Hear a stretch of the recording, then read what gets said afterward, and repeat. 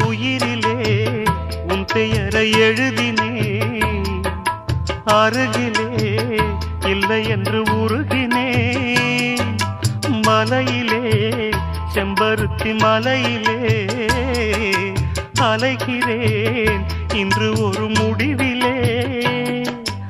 என் அன்பே என் என்பேன், என் ஆசை வீணென்பேன். காதல் மனதின் பாரமே சேரும் கடிதம் கூறுமே.